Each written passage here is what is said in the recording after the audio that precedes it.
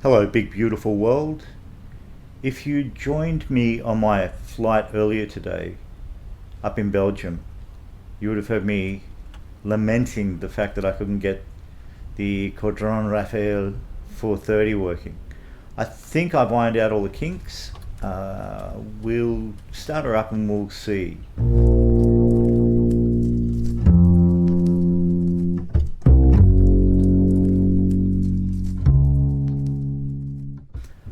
So what do we got? I'm not seeing Tom or Terry around to get in my way. No. This is a dawn flight. Let's just pop out for a minute. I don't know if you can see it clearly. No, that's all right. We'll wait till we get a bit of light. All right, let's start her up and get in the air. Happily, just in time for a bit of a spectacular sunrise here in southern Victoria. Okay, mags. Clear prop.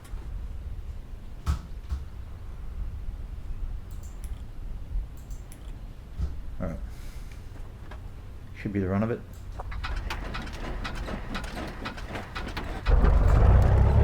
Oh yes, yes you good thing. We've got the canopy open, we might want to shut up shop. I don't know if it makes a noise difference.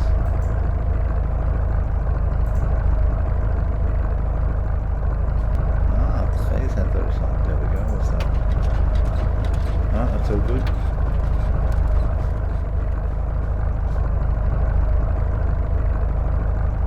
Not letting me. There we go. Yep, no difference in sound. Alright, let's get her up in the air. We'll see what's what.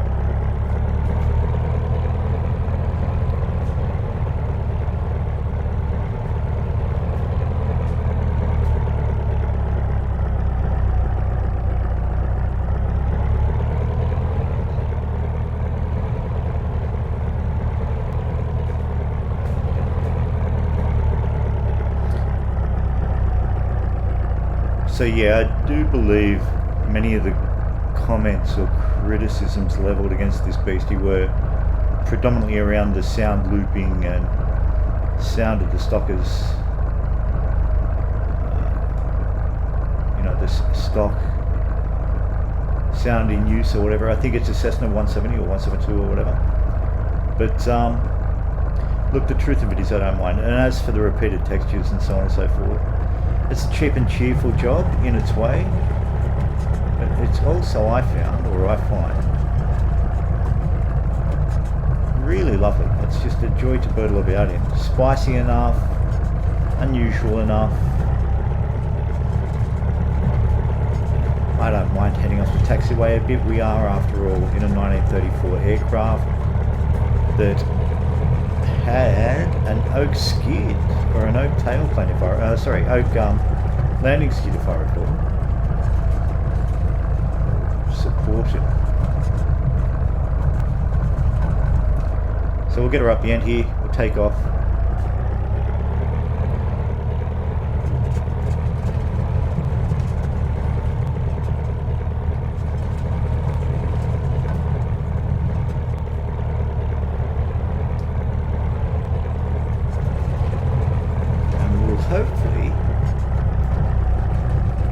Hopefully, I'll be able to give you a tour around my neck of the woods, really, which is kind of nice.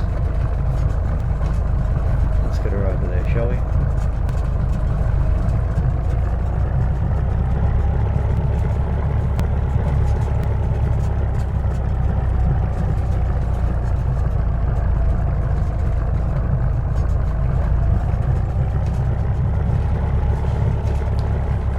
But yeah, this Bugatti Blue, or Caudron Blue as the case may be, that's actually, wouldn't that be cool, the Bugatti 100 Racer here in MSFS. I mean, the clip on it, the speed, the design of it, really cool looking aircraft. That'd be cool.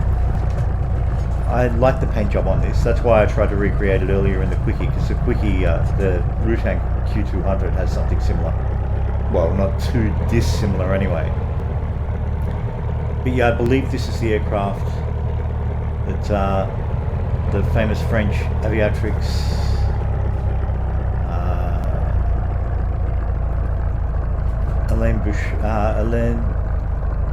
Elaine Boucher was flying when it ultimately took her life, that fateful day in 1934. Okay, so throttle on, I'm just going to keep it back just in case, gang, because that's where I think I was going wrong before.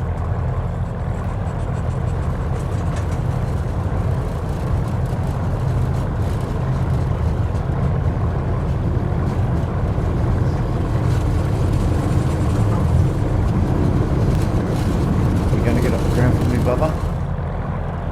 So far so good. So far so good. You trim? I don't even know if you actually going to trim for me. We're up. I'll take it. Alright, so looks like we've lined out the kinks, which is great. So Elaine Boucher, French aviatrix, and I believe this is the aircraft that took her life in late 1934. It was the I don't know. I don't have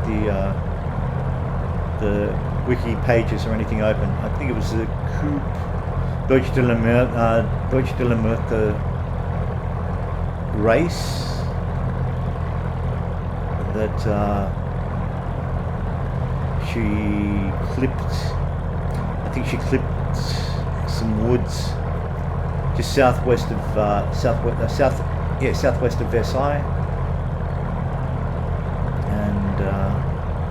Cost her life, unfortunately, because she was pretty good.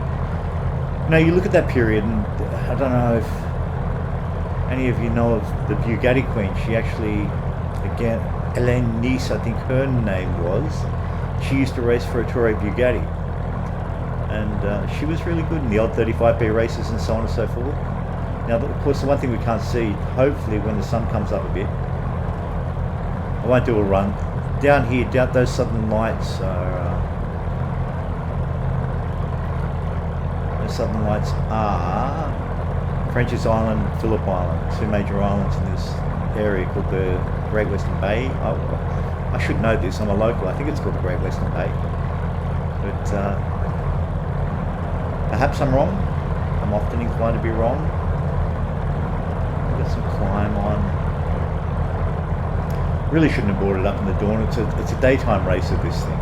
I don't even think it has landing lights on it. And also because it's one of those interwar jobs, they weren't really thinking of it in those terms. There's a few interesting things about this aircraft. So again, I want to come back to it, but the C series Caudrons, they all share similar lines from the earlier races. Are they the C3 series, I believe? Right through to the early wartime fighters. They are really, there's no mistaking the lines of the Caudron. And you'll see what I mean once we get a bit more sunlight on it. It's we'll head up towards this metropolis that we know and love as the little town of Couy-Rup. That's Couy-Rup if you're looking for it on Google Maps. 3 separate words. And yeah, the lines on this puppy, Caudron really was an interesting group. Their early stuff, the G1, G2, and the pre-First World War aircraft as well. They again, very unique. The G3, I think, introduced the twin gnome roans. Prior to that, the G1, G2 were singles, with a not unlike the old day pusher configuration. But the G3 introduced an avion, an hydravion, a seaplane type version, and that was pretty cool. I think it saw extensive service down around Toulon, south of France. But again, a very cool looking aircraft, a two-seater, I believe, from memory. So I just wanted to get up and hopefully fly it around enough where I don't waste everybody's time with my usual banging on. Yeah, so that's Cooey Rup right there. So we'll just go for a quick run. Cooey Rup over to Pakenham.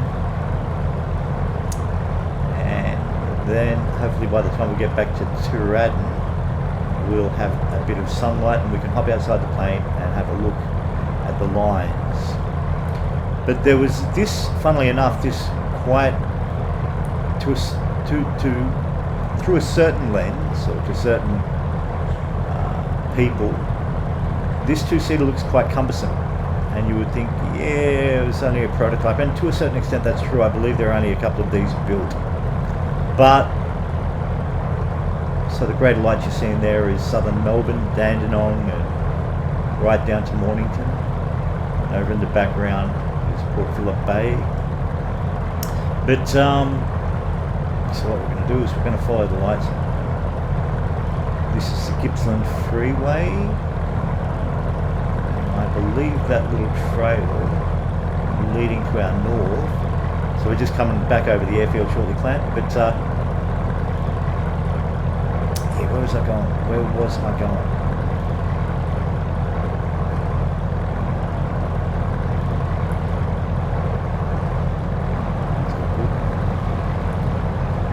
So yeah, but if you look at the lines on this, you look at the two-seater and you think it's quite a cumbersome looking aircraft, and there are only the two of these built, the 430s, I believe, because it was built specifically as a racer, and I'm not sure if it was built specifically for Alain Boucher, but only the two were built. But it's actually, strangely, it's built more. It's based on the older I want to say 428. I think it's a 428, which is a really elegant little aircraft from around the same period, maybe a year or two earlier. So Caudron really had it happening in the looks department, and the engine was no slouch. By this stage, the engine was about 7 years old. It was the Renault 4PI, so it's only a little inverted four-cylinder air-cooled aircraft. But if you have a look at the speeds on it, I don't know if I can see the revs, but you know, this puppy got along at a really good clip for what is ostensibly what you see today as a small four-cylinder for a car. You know, to be the equivalent of a car engine. But yeah, this aircraft is really quite cool. I remember when I first bought it. Frankly, I was really crap at landing it. But if you caught the video earlier today, you would have seen I'm pretty crap at landing aircraft anyway, or any of my videos for that matter. Pretty crap at landing them anyway. I really do like the texture on this. I like the worn out look. I like that really almost a day glow orange red for the call sign. So on and so forth. Yeah, the other pilot or co-pilot sitting up front there, that little texture, and I think you got it along the side, so you got that whole plywood thing there, pressed plywood, yeah, and you got that ahead as well. But yeah, strangely, it was actually developed from the single seater, and a little bit weird because when you look at it from the profile, you think, yeah, it's rather a cumbersome layout, but in truth, it's no more cumbersome. Perhaps a little less aesthetically pleasing than, I don't know, the de Havilland Comet or any of the tandem two-seaters of the day, really. But again, I looked at it and I just thought, it's beautiful. There's something really, really beautiful, gorgeous about the lines of this creature, and I like it. It's really, really quite cool. It's a glorious sunrise here in sunny Victoria, Clan. Actually, that's not true. Today it was pissing down rain. I don't know if it's eased up yet, but it's nightfall here on a Saturday night. For those of you who don't understand Australian, and so it's quite refreshing to live in this virtual world, heading off those rainy day blues. And of course, my trim gives a look. Taco 2200.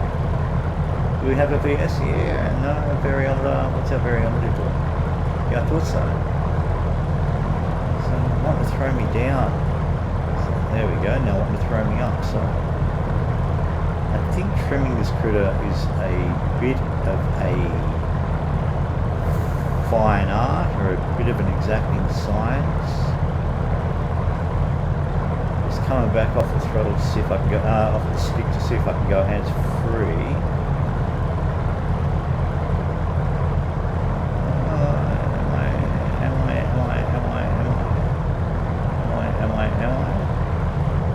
Darn good question. It takes a heck of a lot of trimming. But there we go. Okay, so that's level. Yeah, that's cool. Here we are over sunny Pakenham. It's kind of the western edge of a place called Gippsland in Victoria. Or more technically, I guess, the south is one of the most southeastern suburbs of Melbourne, Maine, which is up there, the bright lights of Melbourne over yonder, top of the bay. It's, now I could fly up over the Dandies, over the Dandenongs, but I'll leave that for another day. I just wanted to see if I could get this aircraft off the ground, if I'm to be honest, up and flying, and better understand the nature of the aircraft and why it wasn't behaving the way I thought it would behave. Anyway, we'll head back down towards Tooradin. We'll head down Cardinia Road. That's the lights we saw. And we'll get the aircraft down. Like I said, hopefully by then we'll have enough light, early morning light, just to hop outside and have a squeeze. Because the one thing I wanted to point out, you might think, what is the significance of these older aircraft, or what is the appeal? And actually, let's try it now. Might save ourselves some heartache later on. There we go. Yeah, for sure. We'll hop on. We'll go port side. Now, one thing I really see what I mean about the kind of goofy tandem layout. Now, see the near vertical sweep of the rear tailplane? Well, that was what Mooney motors or Mooney aircraft would later use. They were so inspired by the Caudron C-series, the famous Simoon as well, that they actually, that later became a Mooney trademark for Mooney Ovation and so on and so forth. You can see it quite clearly in quite a few of the Mooney aircraft. So this obscure French aircraft helped or informed the design of one of the most successful general aviation aircraft in history. And that's that lineage, or that connectedness, if you will. I don't know, it somehow tickles my fancy that this failed design, and technically a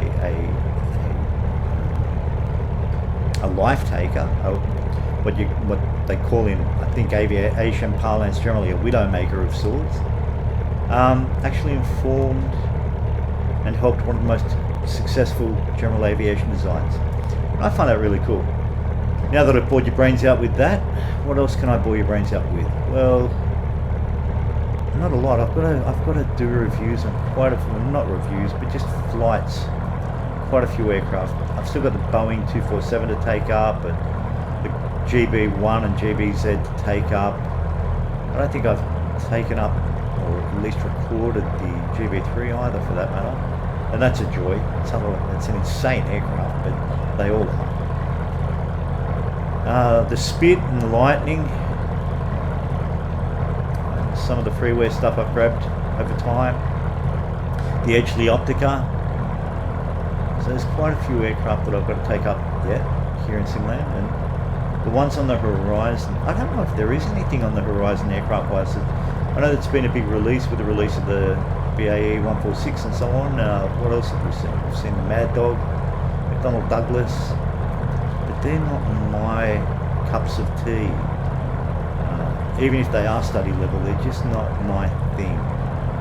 So, you know, if you want to give me an old Vampire, or Fred Whittle's Gloucester, the E28, then sure. Or maybe even wouldn't it be cool to have a Messerschmitt Schwalbe, the 262? That'd be cool. Maybe the Meteor. Anyway, you've heard me bang on about all that before if you listen to any of the, or watch any of the other videos. So we are. Yeah, we're just going to bring it down into Tooradin. The other thing I did want to try and find, if at all possible, was if we can get a kind of optics on this freighter that was run aground on the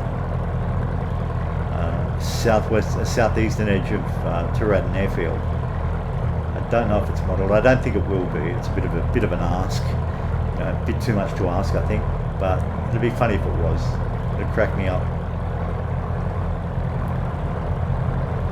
Not even sure what I'm doing in this. It does sound like the revs are a little low, so I'm just trying to play it by ear rev-wise on this. Let's face it, the 6 isn't particularly the most accessible thing in the world.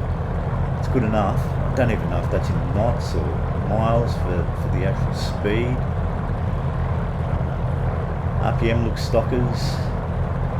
VS relatively stock. Power and oil looks good. Yeah.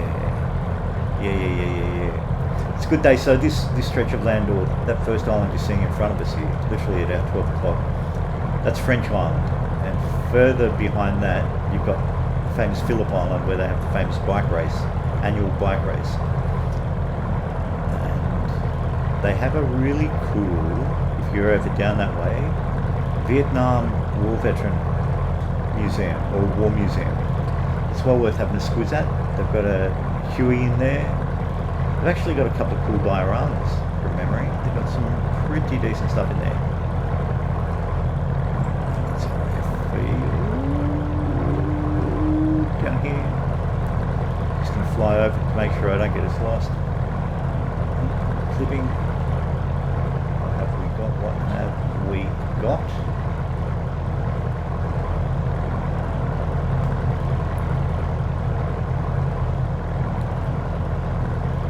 The Gippsland Freeway. Now, it's too dark. That's alright. It won't be the last time I post a video set flying out of Tooradin. So, like I said, it's my local, so I figure there'll be something kind of, heartwarming and nice and fuzzy and a little bit that we can all relate to. So there's our airfield. Alright, cool.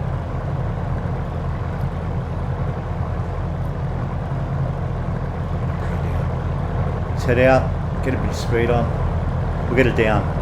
Is there anything I can vaguely, rabbit on about that's going to be of any, I don't know, intrinsic or entertainment value? Probably not. Let's just get it down, and if I come up with something, all the better. If I don't, then, well, that's tough luck really, isn't it? But again, it's a really good part of the world, nice time of the morning to fly. I do believe that Tooradin's one of the cool little local airports, because it doesn't, over there where you can see off yonder the aircraft coming in, I don't think that's heading as far as Melbourne's main international airport, which is Tullamarine. I do believe it's actually coming into Moorabbin, which is kind of like the major secondary airport. Melbourne has 3 what you consider major airports. Tullamarine, Tulla, as they call it locally.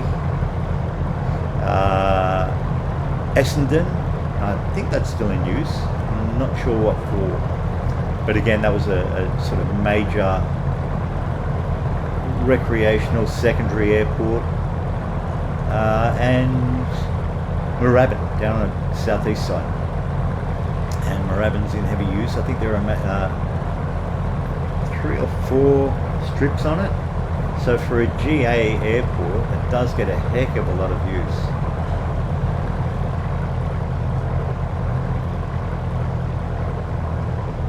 What am I looking for, plan? What am I looking for?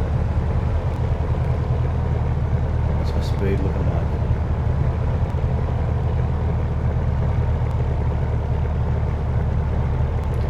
You know what? I'm going to give myself some flaps anyway.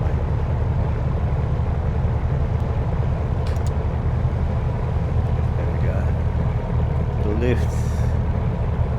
I've got no idea what I'm doing, so I'm just, as always, making it up as I come along. And hopefully we'll survive the ordeal.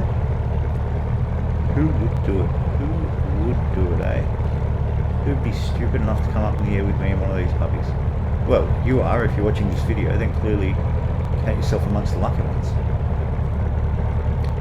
So we've still got quite a clip on if that speed's anything to be believed. And because it's got such a long bloody nose, we might be in luck. We might be in luck. I can't really slip it in, lure it in a bit, but I'll try.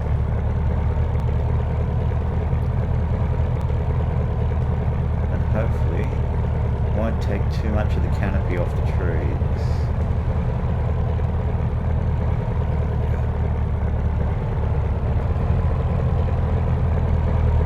Come on, kid.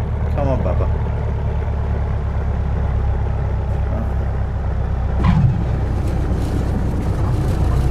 You know what? Can I live with that? I can live with that. Still pretty shoddy. Probably no better or worse than any of the other bloody landings I bring it down with. But there you go, folks. I'll bring her into the stand. And this is the Caudron C.430 or 430, and it's really quite beautiful now that I've ironed out the kinks. Do I have a taxi over here? Just look, let's not poodle about. Let's bring it, and there we go. Traffic's already a bit busy here in the dawn light. Traffic's a bit up on the Gippsland freeway there, a bit how's your father at the moment. Pretty soon the traffic jam will be building up.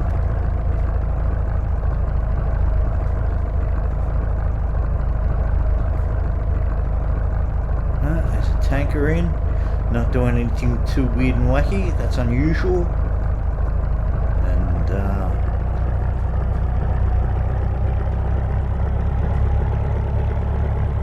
wonder if we'll see Tom and Terry. I don't know if I caught the video of it before. I had one of the earlier videos when I was trying to record it, but Tom and Terry, our beloved airfield assistant crew, one of them had what appeared to be maglev skates on. You know, it was just like running on the spot, doing this kind of Thumbelina dance routine, like a music box routine, going round and round. I so wanted to capture it because I thought, oh man, that's art.